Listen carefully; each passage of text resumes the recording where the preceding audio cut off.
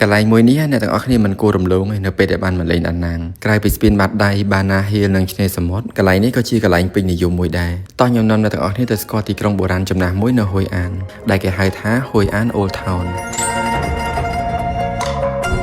សួស្តីអ្នកទាំងអស់គ្នាឥឡូវនេះយើងកំពុងធ្វើដំណើរទៅហួយអាន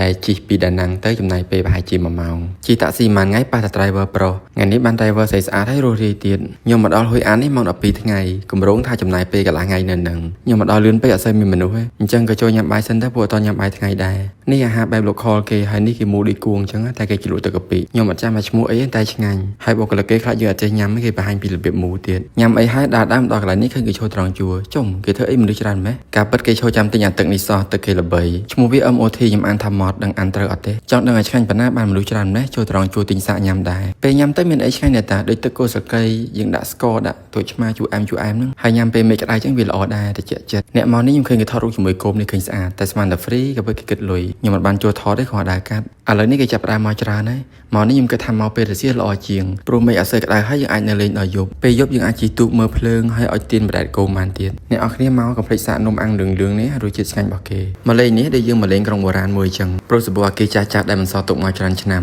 ហើយគេកែច្នៃធ្វើជាហាងទំនិញហាងអាហារផ្សេងបើតាមខ្ញុំជែកមើលតំបន់នេះធ្លាប់ស្ថិតនៅក្រោមការគ្រប់គ្រងរបស់បារាំងនៅចុងសតវត្សទី19ដល់ដើមសតវត្សទី20ហើយទីនេះក៏ធ្លាប់ជាកំពង់ផែពាណិជ្ជកម្មដ៏សំខាន់មួយដែរធម្មតាយើងទៅលេងស្រុកគេតែចង់ដឹងពីរឿងរ៉ាវខ្លះៗទាក់ទងនឹងតំបន់វប្បធម៌ប្រវត្តិសាស្ត្ររបស់គេចឹងណាអញ្ចឹងក៏សើចមើលខ្លះទៅមកលេងនេះអ្នកទាំងអស់គ្នាអាចនៅលេងដល់យប់ពេលយប់គេបើកភ្លើងគោមតាមផ្លូវដើរតាមមាត់ទឹកហើយគេមានទូកដាក់ភ្លើងគោមភ្លឺដែលយើងអាចជិះមើលទេសភាពបានយើងចង់ទិញគោមកដាទិញបន្ទាបអុជទៀនបដែតក្នុងទឹកក៏បានដែរនិយាយទៅមានអារម្មណ៍ថា relax មួយយ៉ាងដែរវីដេអូខ្ញុំមានតែប៉ុណ្្នឹងទេអរគុណអ្នកទាំងអស់គ្នាសម្រាប់ការទស្សនាជួបគ្នានៅវីដេអូក្រោយទៀតបាយបាយ